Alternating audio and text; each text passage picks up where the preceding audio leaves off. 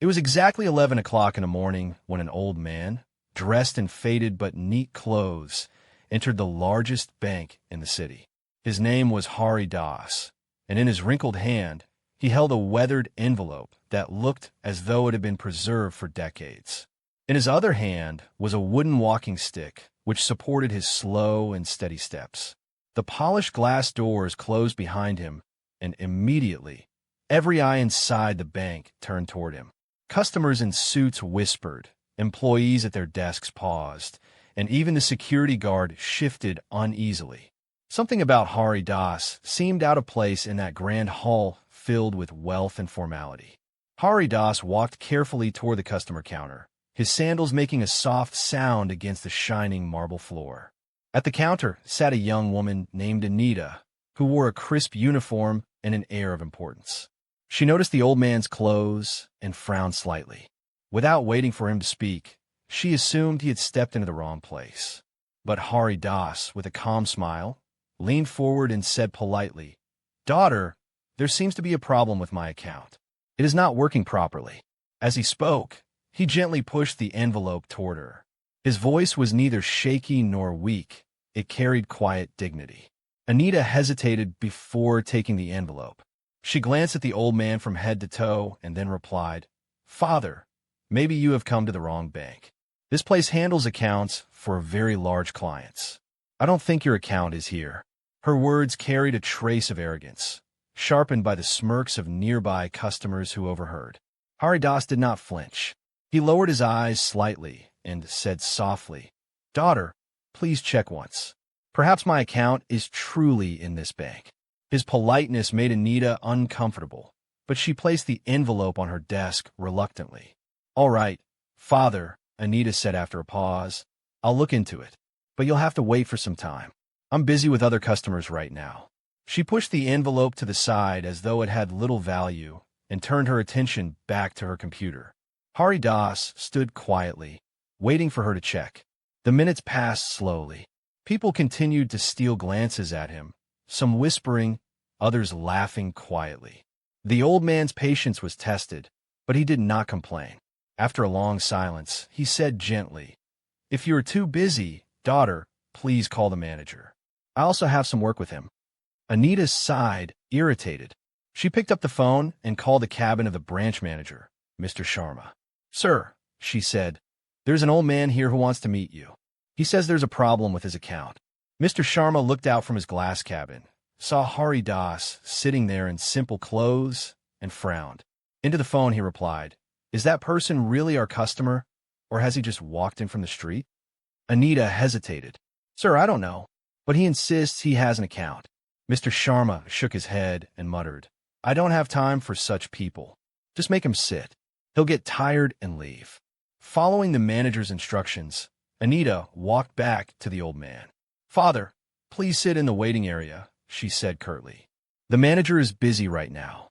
He will meet you later." Hari Das nodded without complaint. With the help of his stick, he slowly made his way to a chair in the corner of the waiting area. He sat down carefully, resting the envelope on his lap. Still, the eyes of every person in the hall followed him. This was not the kind of customer they were used to seeing in a bank famous for its elite clients. The whispers grew louder.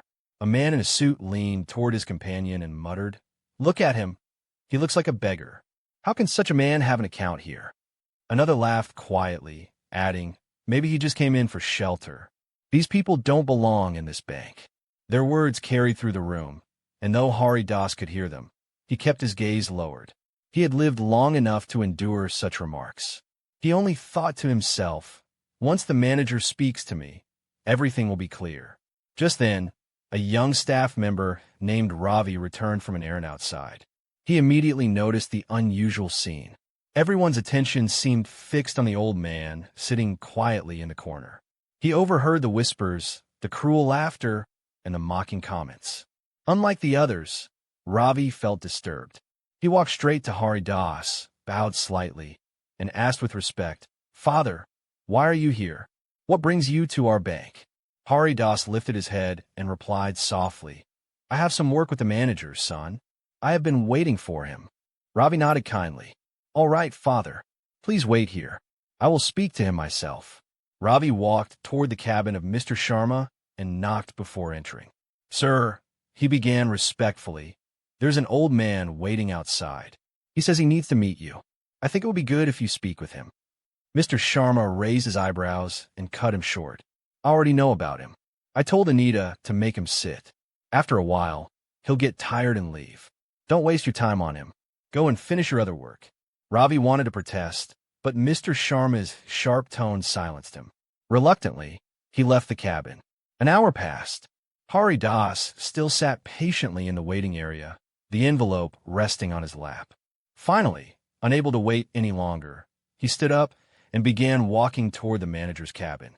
His stick tapped against the marble floor with each step. From inside the glass office, Mr. Sharma saw him coming and quickly stepped out, blocking his path. "Yes, father," the manager said arrogantly. "What do you want now?" Hari Das bowed his head slightly and extended the envelope. "Sir," he said softly, "please look at this. These are the details of my bank account. No transactions are happening. Kindly check and tell me what the problem is." Mr. Sharma crossed his arms and looked at the old man with disdain. "Father, when there is no money in an account, transactions obviously stop. That is the problem. You probably never deposited anything. That is why your account isn't working." His voice was sharp, and a few customers nearby chuckled at his words. Hari Das, however, remained calm. He pressed the envelope forward and said politely, "Sir, please, just check it once. How can you say such a thing without even looking?" His tone carried no anger, only quiet insistence. The manager smirked and leaned back slightly. "Listen, old man," he said mockingly. "I've been working in this bank for 20 years. Just by looking at people like you, I can tell what type of account they have. And in your case, I don't see any balance at all. Save us both time and leave. Customers are staring at you. Don't create a scene here." His arrogant laughter echoed through the hall. The words pierced the atmosphere, leaving everyone convinced the old man truly had nothing. Hari Das stood silently for a moment. His eyes lowered, his face calm. He placed the envelope gently on the manager's desk. "Very well, sir," he said quietly. "I'm leaving. But at least once, look at what is written inside this envelope." That would have been enough. Then, turning around, he began walking slowly toward the main door of the bank. Just as he reached the entrance, he paused, turned back, and said in a steady voice, "Sir, for what you have done today, you will face serious consequences." Without another word, he stepped outside. Leaning on his stick for a brief moment, Mr. Sharma felt uneasy the old man's words rang in his ears. But then he shrugged it off with a laugh. "These old men," he muttered, "they say anything when angry." He returned to his cabin, leaving the envelope untouched on the desk. His arrogance did not allow him to imagine that a man dressed so simply could pose any challenge to him. The employees who overheard whispered among themselves, some mocking, others secretly uneasy. Meanwhile, Ravi could not shake the image of Hari Das from his mind. Something about the old man's dignity, his patience, and his words troubled him. Passing by the manager's desk, he noticed the envelope still lying there. Quietly, he picked it up and returned to his own computer. He opened the envelope and began typing the account details into the bank system. His eyes widened as he scrolled through the records. What he saw was completely unexpected. The computer revealed a shocking truth. The old man, Hari Das, held 60% ownership of the bank. He was not just any customer. He was, in fact, the founding shareholder. Ravi rubbed his eyes and checked again, scrolling through old documents and official records. There was no mistake. This quiet, simple man was one of the true owners of the bank.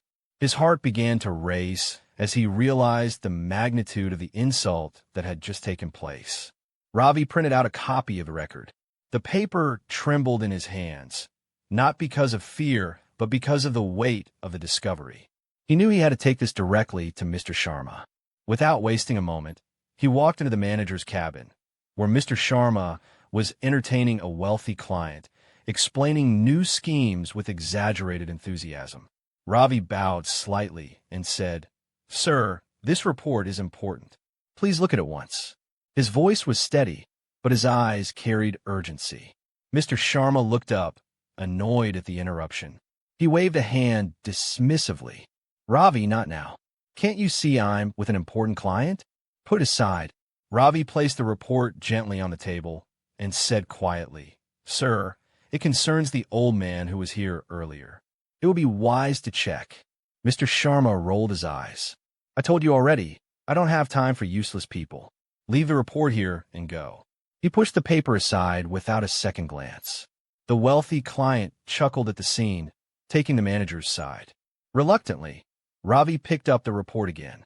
He knew the manager would not listen. Returning to his desk, he felt a heavy sadness. How can someone be so blind? He thought. He carefully folded the paper and kept it with him. He decided that if the manager refused to act, the truth would still come out in time. The arrogance of Mr. Sharma had crossed every limit, and Ravi silently prayed that Hari Das would return. The next day, at the same hour, the doors of the bank opened once more. Hari Das stepped inside, walking with the same calm dignity, but this time he was not alone. Beside him walked a man in a suit, carrying a leather briefcase. Their entrance drew instant attention. Customers stopped talking, employees froze mid-task, and even the security guard stood straighter. Hari Das raised his hand slightly and gestured for the manager to come out. Fear flickered across Mr. Sharma's face as he realized the old man had returned with company. Mr. Sharma hesitated for a moment, then forced a smile in front of his wealthy client. He stepped out of his cabin and walked toward Hari Das. His voice was shaky, but still trying to sound confident. Yes, father, what is it today? Didn't I already tell you yesterday there's nothing in your account? Hari Das looked at him calmly, then turned to the man in the suit. The man opened his briefcase and carefully took out a thick file. He handed it to Hari Das, who placed it firmly in the manager's hands. Manager Sharma, Hari Das said in a steady voice, yesterday you laughed at me, insulted me, and told me to leave. Today, I am here to remind you that your words carry consequences. Read the document in your hand. It will tell you who I am. Mr. Sharma frowned and reluctantly opened the file. His eyes darted across the pages. His confident smile faded quickly. His hands began to tremble as he read the ownership records, stamped and signed. His lips moved silently. Hari Das, 60% shareholder. The wealthy client, curious, leaned over and glanced at the papers. He gasped softly and whispered, This old man, he owns the bank? The words spread quickly. Employees whispered to one another, and customers began turning their heads, all eyes fixed on the unfolding drama. Mr. Sharma's face turned pale. Beads of sweat appeared on his forehead. He tried to speak, but only stammered. This cannot be, Hari Das interrupted firmly. It is true, and today you will answer for your behavior. The man in the suit, who was actually a legal advisor, stepped forward and pulled out another document. This, he announced, is an official letter of management change. From this moment, Mr. Sharma, you are being removed from the post of branch manager. The hall erupted in murmurs. Some employees gasped, others exchanged knowing looks. Anita covered her mouth in shock. The wealthy client quietly slipped away, embarrassed to have been seated with the now disgraced manager. Mr. Sharma staggered back a step. You cannot do this to me. Who are you to remove me? He shouted. His voice cracked with fear. Hari Das raised his walking stick slightly, not in anger, but as a symbol of authority. I told you yesterday, he said firmly, I'm one of the owners of this bank. 60% of it belongs to me. I built this institution with my own sweat and principles. If I can build it, I can also remove those who violate its values. Silence fell across the hall. Everyone realized the magnitude of the moment. Mr. Sharma looked desperately at his staff for support, but none moved. They had all witnessed his arrogance. Finally, Hari Das spoke again, his voice calm yet unshakable. Your mistake was not against me alone. It was against the very policy of this bank. Here, no one is to be judged by wealth, clothes, or appearance. Everyone must be treated with equal respect. You broke that rule in the worst possible way. The legal advisor opened his briefcase again and produced another document. This, he declared, is the promotion order of Mr. Ravi, effective immediately. He will take charge as the new branch manager today. Gasps filled the air once more. Ravi, who had been standing quietly to the side, froze in disbelief. His eyes widened, and he shook his head slightly as though he hadn't heard correctly. "Me? Manager?" he whispered under his breath. Hari Das turned toward Ravi, his face softening into a smile. "Yes, my son. Yesterday, when everyone mocked me, you alone came forward with respect. You asked what I needed. You cared enough to check the truth. That is the kind of heart a real manager should have. Authority should not make a man arrogant. It should make him more humble." Ravi's eyes filled with tears. He bowed deeply, his voice trembling. "Babuji, I don't know if I deserve this, but I promise I will never forget your words." Mr. Sharma, now desperate, fell to his knees. "Please forgive me, sir. I made a mistake. I judged wrongly. I will never do it again. Don't take away my post." His voice cracked, and sweat dripped down his temples. The once proud manager now looked small and broken. But Hari Das shook his head slowly. "Forgiveness is one thing. Accountability is another. You will remain in this bank, but not as a manager. From now on, you will handle field duties. Learn humility before you lead again." The hall buzzed with astonishment. Customers who had mocked Hari Das the day before now lowered their heads in shame. Employees whispered, "This is justice. This is what leadership looks like." Anita, tears forming in her eyes, approached slowly. "Babuji," she whispered, "please forgive me as well. I spoke to you harshly yesterday. I judged without thinking." Hari Das looked at her for a long moment, then said gently, "I forgive you, but remember this lesson. Never again judge a customer by their clothes. Look at their dignity, not their appearance." Ravi still could not believe what had just happened. Moments ago, he was a junior employee running errands in the bank. Now, he was standing as the newly appointed manager. His colleagues looked at him with respect. Some even clapped softly in approval. But Ravi's heart was heavy with responsibility. He turned to Hari Das and said, "Babuji, this honor is too great. Please guide me. I don't want to make mistakes like Mr. Sharma." Hari Das smiled gently. "That is why you deserve it, my son. A man who fears doing wrong is less likely to stray." Mr. Sharma remained on his knees, his pride shattered. He looked around helplessly, hoping someone would defend him. But all he saw were cold stares from employees who remembered his arrogance. Hari Das stepped closer and said in a firm voice, "Mr. Sharma, I could have dismissed you completely. But I'm giving you one chance, not as a gift, but as a test. Go to the field, meet ordinary customers, understand their struggles. Only then will you know the true meaning of service." The words hit Mr. Sharma harder than any punishment. He lowered his head and whispered, "I will obey, sir." His voice was filled with shame. He had been stripped of his title, but worse than that, he had been stripped of his false pride. The employees whispered among themselves. Some said softly, "This is justice."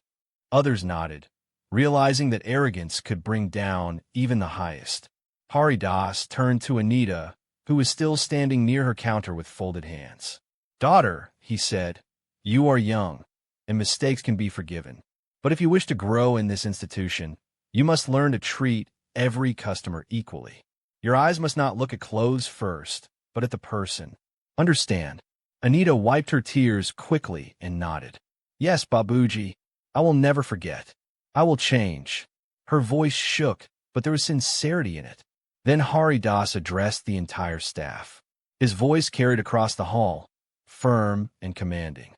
This bank was founded on one principle, that no person will be judged as rich or poor here. Everyone is to be treated with respect. If any of you forget this, you will not only insult me, but also insult the very soul of this institution. Today, I forgive, but tomorrow, forgiveness may not come so easily." The employees nodded in unison, their faces serious. Customers who had witnessed the drama began to whisper excitedly. Some said, "I will never forget this day." Others murmured, "Now we see the real heart behind this bank." A man in a fine suit turned to his companion and admitted, "Yesterday, I mocked him too. I thought he was a beggar. How wrong I was." The companion replied softly, "We all judge too quickly. This old man is greater than any of us." Respect for Hari Das spread quickly through the hall like fire. Ravi took his first step as manager that very moment. He walked to the counter, stood beside Anita, and began assisting a waiting customer. His tone was polite, his eyes warm. Customers noticed the difference immediately. They whispered, "The new manager is humble.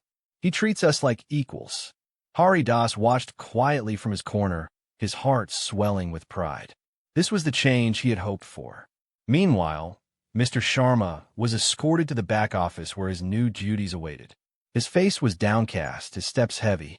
For the first time in his career, he would step out of his cabin and walk into the homes and businesses of ordinary people, listening to their complaints and solving their problems face to face. The punishment stung his pride, but deep inside he knew it was fair. Hari Das, satisfied that order had been restored, prepared to leave the bank. The legal advisor closed his briefcase and followed him closely. Before stepping out, Hari Das turned once more to the employees. "I will send inspectors from time to time," he warned. "They will report your behavior to me. Remember, it takes years to build a reputation, but only moments to destroy it. Do not forget this lesson." The hall was silent, every ear absorbing his words. As Hari Das walked toward the door, the entire staff stood to their feet. Even customers rose from their chairs in silent respect. Anita bowed her head, Ravi folded his hands, and even the security guard saluted him.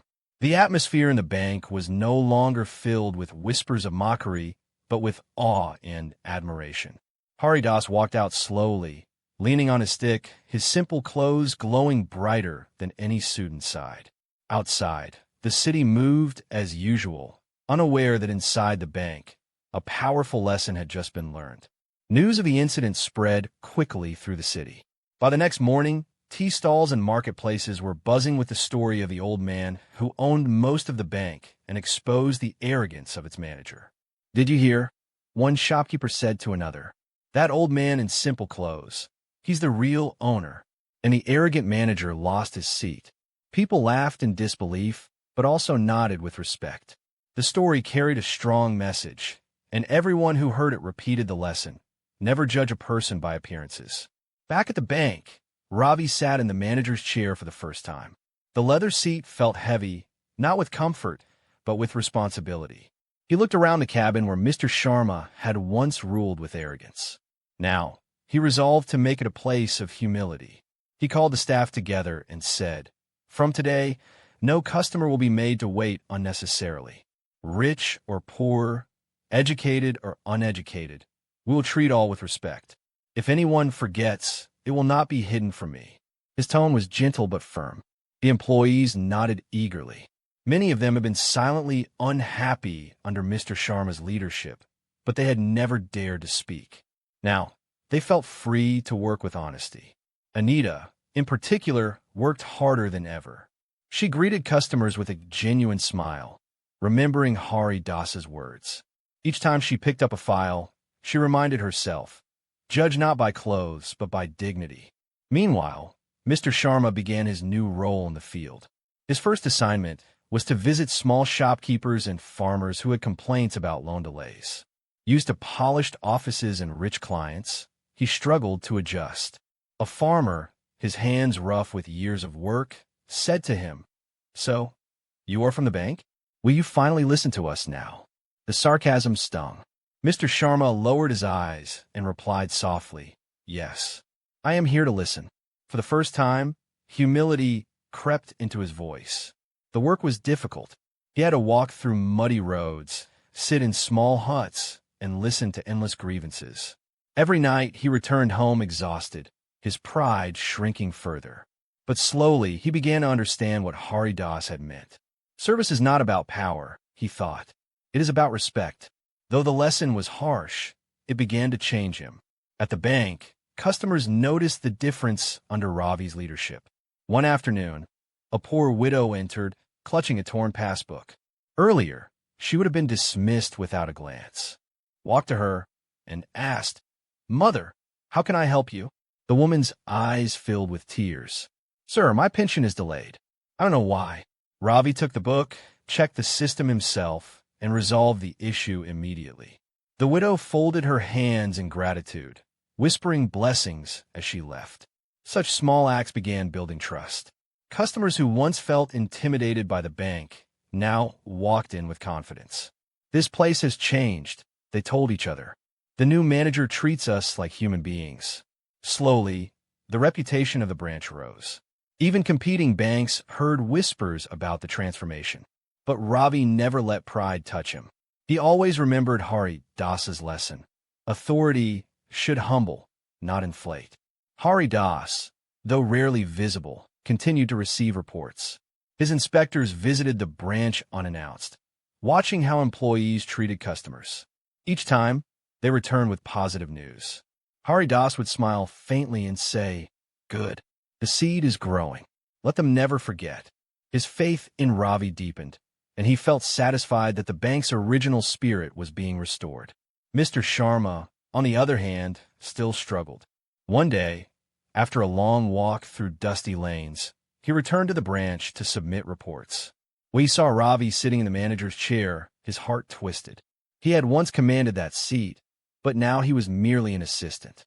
Yet, instead of bitterness, he began to feel humility. He bowed slightly to Ravi and said, "Manager Sahib, here are the reports." Ravi accepted them with respect, replying softly, "Thank you, Sharmaji. Your work is important." The simple gesture shook Mr. Sharma deeply. He realized that Ravi, despite having every reason to mock him, treated him with dignity. It was the very quality he had lacked. That night, sitting alone in his room, Mr. Sharma whispered to himself, "I understand now. Respect is the foundation. Without it, even success is failure." His journey of humility had begun, and for the first time, he felt a strange peace within. Weeks passed, and the atmosphere of the bank changed completely. Where once there had been whispers of arrogance and mockery, now there was laughter, respect, and warmth. Customers from poor neighborhoods entered without fear, knowing they would be treated kindly. Wealthy clients, too, admired the new environment, realizing the bank's strength came not just from money, but from values.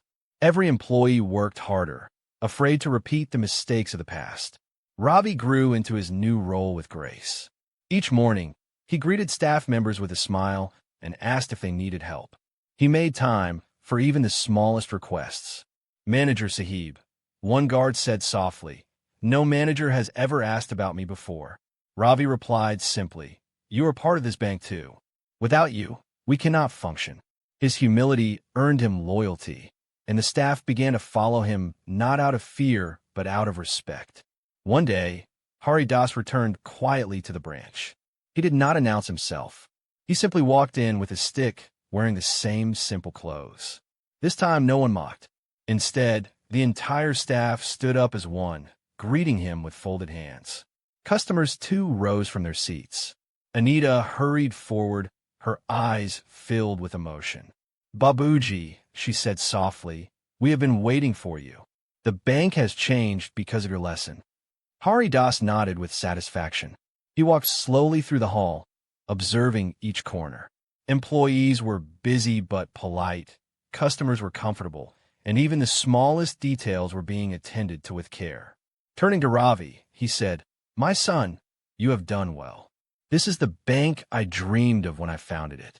A place where no one feels small." Ravi bowed deeply. "Babuji, it was your lesson. Without you, we would still be blind." Hari Das smiled, his eyes glistening with pride. Even Mr. Sharma approached him that day. His face was no longer arrogant. It carried humility. "Sir," he said with folded hands, "I thank you for not dismissing me. I have learned more in these few weeks in the field than in all my years as a manager. I now understand what it means to serve." Hari Das looked at him for a long moment, then placed his hand gently on Sharma's shoulder. "Good. If you have truly learned, then your fall was not in vain." The customer standing nearby listened in silence, deeply moved. A poor farmer who had come to deposit a small amount whispered to his son, "See, my child, this is why we must never mock anyone. The richest man in the room may not wear gold or silk. Respect belongs to all." His son nodded seriously, remembering the words as if they were scripture. From that day forward, The reputation of the bank spread far beyond the city. Newspapers carried the story of the humble owner who disguised himself as an ordinary man to test his staff. Journalists wrote, "True wealth is not measured in clothes, but in character." Other banks were forced to re-examine their policies, realizing customers value dignity as much as financial service. Hari Das became a legend in the business community, but he himself remained humble, never boasting of what happened. To those who asked, he only said, "I did nothing special. I only reminded people of what they should have known already, that respect is not for sale." His simple words carried power, and people repeated them across villages and cities. Ravi continued to rise as a leader, not only in the bank, but also in the community. People sought his advice, calling him the manager with a heart. Anita, too, transformed, becoming known for her kindness and efficiency. Even Mr. Sharma, though no longer in power, gained respect again for his quiet service in the field. The bank itself stood as a symbol of justice, fairness, and humility. And so, the story of Hari Das and the bank became a lesson for all. Never judge a person by their clothes, their face, or their position. Wealth may hide in simplicity, and greatness may walk quietly with a stick. Those who mock the humble will one day bow before them, and those who serve with respect